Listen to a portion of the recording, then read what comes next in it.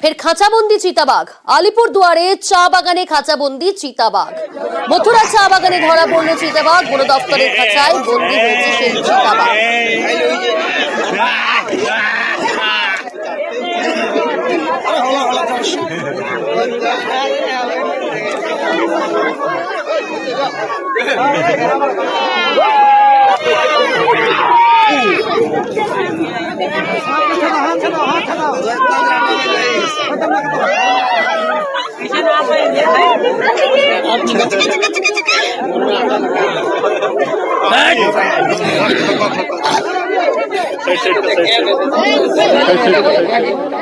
Breaking news, দিল্লির দিকে নজর রাখতে হচ্ছে। দিল্লিতে একাধিক স্কুলে বোমাতঙ্ক। দিল্লিতে দুটি স্কুলে হুমকি মেল। ইতিমধ্যেই ঘটনাস্থলে অর্থাৎ স্কুলগুলিতে পৌঁছেছে বম স্কোয়াড এবং দিল্লি পুলিশ। আরো ডিটেল জানাবে মৈত্রেয়ী রয়েছে একেবারে। মৈত্রেয়ী, কি জানা যাচ্ছে বিষয়?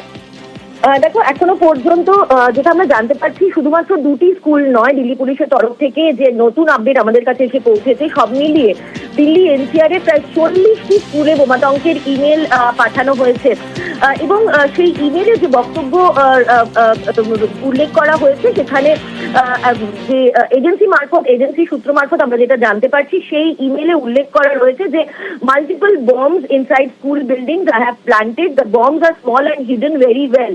It will not cause much damage to building, but many people will be injured if when the bombs detonate.